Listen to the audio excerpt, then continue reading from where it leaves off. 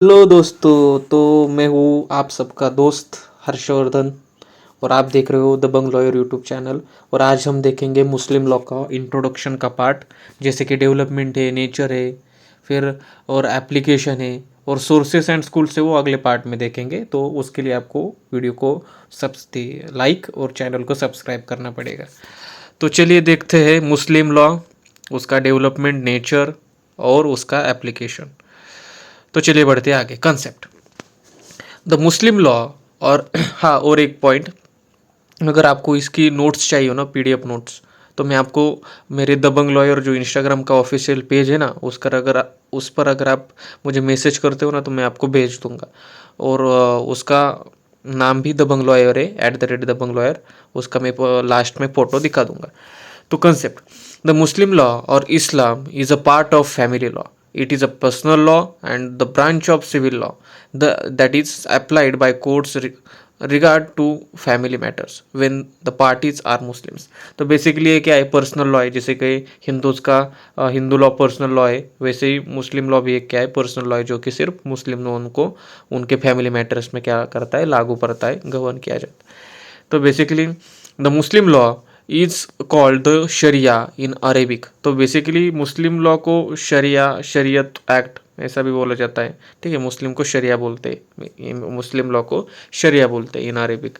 The word Muslim law is derived from the word Islam and signifies a person who adopts the faith of Islam. तो basically Muslim law है, वो इस्लाम से derive हुआ है। The word Muslim law is derive from the word Islam and क्या denote करता है, signifies a person who adopts the faith of Islam, कि जो इस्लाम पर फेथ रखता है, ठीक है, इस्लाम का पालन करता है, तो उसे क्या कहा जाता है, मुस्लिम कहा जाता है। मुस्लिम कंस्टिट्यूट द सेकंड, थर्ड नहीं, second biggest religious group in the modern world. ठीक है, मतलब मुस्लिम जो है, तो सेकंड लार्जेस्ट रिलीजियस ग्रुप है in the world. In India subcontinent there is a compact and homogeneous group of Muslim. एक compact है और एक होमोजीनियस, मतलब मुस्लिम में भी शिया सुन्नी होता है। तो शायद हमारे यहाँ कौन सा है पता नहीं, मुझे भी, देखते हैं आगे। तो होमोजीनियस ग्रुप ऑफ मुस्लिम है। फिर देखेंगे origin and development, Muslim law का मतलब ओरिजिन और डेवलपमेंट कैसे हुआ। तो origin and development, muslim law or the islamic law is believed to have been originated from the divine power। और एक माना जाता है कि डिवाइन पावर से, मतलब कि गॉड ने ही बनाया है इसे, ऐसा माना जाता है। जैसे कि हिंदू भी एक डिवाइन लॉ है, जिसे भी माना जाता है कि हिंदुओं ने बनाया है, सॉरी, गॉड ने ऋषियों के साथ बैठ कर नहीं, लेकिन हिंट्स देकर हिंदू लॉ बन गया, ऐसा माना जाता है। The divine communicated it to prophet, जो मतलब डिवाइन मतलब कि अल्लाह ने क्या किया, प्रॉफिट से कम्युनिकेट किया, मतलब कम्युनिकेटेड मतलब किसी भी तरह से हो, लेकिन कम्युनिकेशन किया प्रॉफिट मोहम्मद से, who prescribed them in Quran. और फिर उन्होंने क्या किया, वो कुरान के रूप में मतलब प्रिस्क्राइब किया सबको, इन द मतलब लिख लिया कुरान में। वो जो भी डिवाइन ने कहा, जो भी अल्लाह ने कहा, उन्होंने क्या किया, कुरान में लिख दिया। In the later days the disciplines of prophet Muhammad और Muslim jurist have refined and polish this principles. अब जब प्रोफेट ने, मोहम्मद ने लिखा, तो पुराने ज़माने का जो कि प्योरली लॉ नहीं था, फिर धीरे धीरे चल कर जैसा मॉडर्न इरा चालू हो गया, तो रिफाइंड भी हो गया, मतलब जूरिस्ट के द्वारा उसको थोड़ा बहुत पॉलिश किया। पॉलिश मतलब ऐसे पॉलिश से रगड़ के नहीं, मतलब कि कुछ अच्छे चेंजेस लाए गए उस लॉ में। So far as Islamic religion is concern, it may be said that it was completely established at the time of prophet's death, but Muslim law further developed. तो ऐसा कहा जाता है कि जब तक प्रोफेट, आई थिंक प्रोफेट ना, prophet का,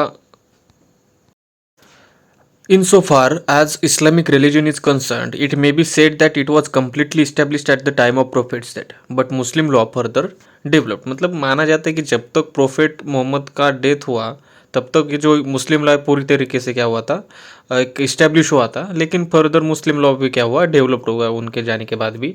the historical development of Muslim law may be divided into 5 periods. और उसको 5 पीरियड्स में डिवाइड किया जा सकता है, historical development of Muslim law को।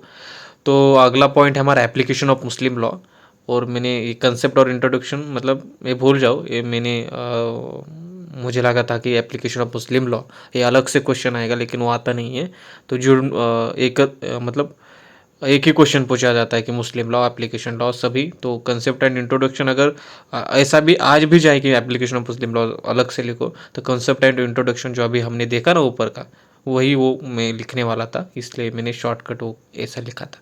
तो चलिए एप्लीकेशन ऑफ मुस्लिम लॉ सीधा आपको लिखना है कि हु इज़ मुस्लिम। तो सबसे सबसे पहले who is Muslim. A Mohammedan, Mohammedan मतलब जो भी है क्या होता है वो मोमेडियन और मोहम्मदियन और मुसलमान is a person whose religion is Islam, जिनका रिलीजन इस्लाम है, एंड हु फॉलोज इस्लाम, और जो इस्लाम को फॉलो करता है उसे क्या कहा जाता है, मुसलमान कहा जाता है। वन हु सेज दैट, मुस्लिम किसे कहा जाता है, फर्स्ट कि जो क्या करता है, जिसका रिलीजन इस्लाम है और जो इस्लाम को फॉलो करता है वो क्या है, मुस्लिम है। ठीक है, समझ गए फर्स्ट पॉइंट। दूसरा पॉइंट, one who says that there is one God and that Muhammad is his prophet, और जो कहता है कि एक ही गॉड है और मोहम्मद जो है प्रोफेट, और वो क्या है, प्रोफेट है। ये दूसरा पॉइंट। तीसरा point, Muslim by birth, and चौथा पॉइंट, मुस्लिम बाय कन्वर्जन। अगर ये 4 पॉइंट्स हो तो वो क्या है, मतलब कोई भी हो तो वो क्या है, मुस्लिम है। ठीक है, हु इज़ मुस्लिम, तो ये 4 पॉइंट्स लिखने। फिर है, अरे यार अरे क्या हो रहा है, ठीक है। फिर to whom Muslim laws apply. अब मुस्लिम जो लॉ है किसको अप्लाई होगा वो हम देखेंगे। तो बेसिकली मुस्लिम बाय रिलीजन, पहला पॉइंट आता है मुस्लिम बाय रिलीजन, जो कि रिलीजन से मुस्लिम है उनको क्या होगा, मुस्लिम लॉ अप्लाई होगा। पर रिलीजन से मुस्लिम कैसे हो गए, बॉर्न मुस्लिम, अगर वो जन्म से ही मतलब मुस्लिम फैमिली में पैदा हुए तो वो क्या है, मुस्लिम है बाय रिलीजन। या फिर any person who is Muslim by birth are consider as Muslim by religion, वही मैंने पता। फिर है मुस्लिम बाय कन्वर्जन, अगर कोई कन्वर्ट करता है मुस्लिम में तो वो क्या है, मुस्लिम बाय रिलीजन है। Any person who becomes Muslim by conversion are also consider as Muslim by religion, वही मैंने बताया। मुस्लिम बाय बर्थ, अगर कोई मुस्लिम है, बर्थ से कौन कौन मुस्लिम हो सकता है, जैसे कि बहुत पेरेंट्स आर मुस्लिम, तो ऑब्वियसली वो भी क्या होगा, मुस्लिम होगा, बरोबर ना। अगर कोई वन पेरेंट मुस्लिम है तो यहाँ पर थोड़ी सी सिचुएशन अलग आती है। तो अगर कोई भी एक पेरेंट मुस्लिम है तो भी चलेगा, लेकिन और एक कंडीशन ऐड होती है कि आपको इस्लाम पर फेथ रखना पड़ेगा शुरू से, बचपन से ही, और उसको फॉलो करना पड़ेगा बचपन से। मतलब सिर्फ बॉर्न होना इम्पोर्टेंट नहीं है, पर ब्रॉटअप, बॉर्न एंड ब्रॉटअप, ये दो चीज़ें इम्पोर्टेंट है अगर वन पेरेंट मुसलमान हो तो। ठीक है, तो बॉर्न एंड ब्रॉटअप एज मुस्लिम, मतलब शुरू से ही उसने मतलब इस्लाम को फॉलो करना चाहिए, तो क्या होगा, मुस्लिम होगा। मतलब उसका जो बचपन है वो मुस्लिम इस्लाम को फॉलो करते हुए बीतना चाहिए। Any person not govern by any other laws, अगर कोई अगर कोई पर्सन है कि जो हिंदू नहीं है बाय रिलीजन, क्रिश्चियन नहीं है, पारसी नहीं है, ज्यूज़ नहीं है, और किसी भी अदर पर्सनल लॉ से गवर्न नहीं किया जाता, तो उनको उन पर भी क्या हो सकता है, मुस्लिम लॉ अप्लाई किया जाता है या किया जा सकता है।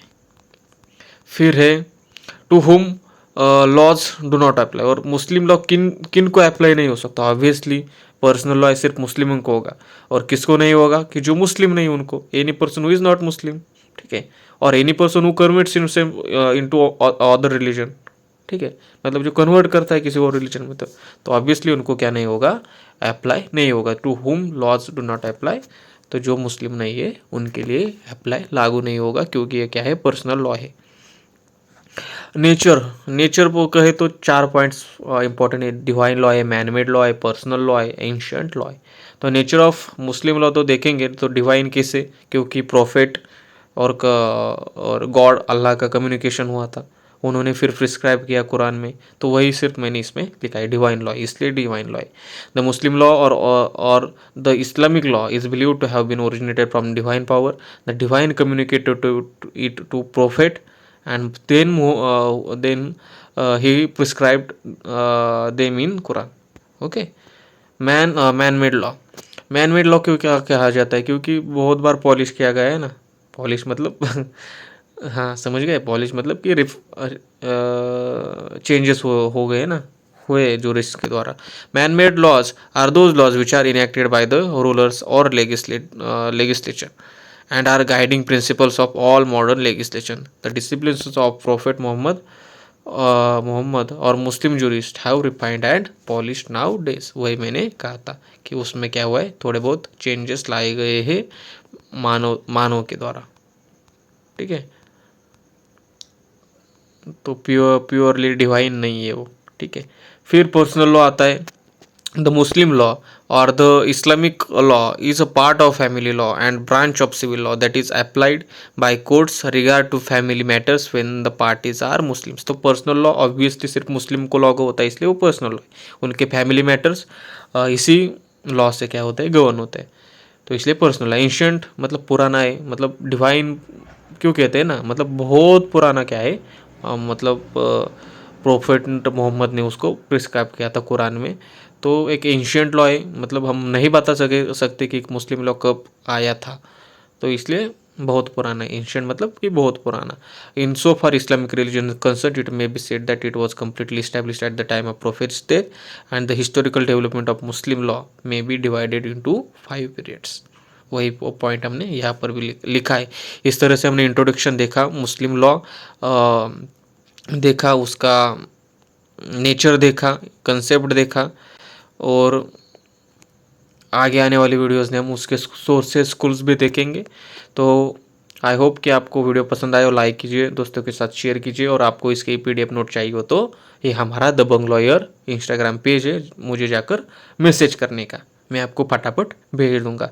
तो चलिए मिलते हैं अगली वीडियो में, तब तक बने रहिए।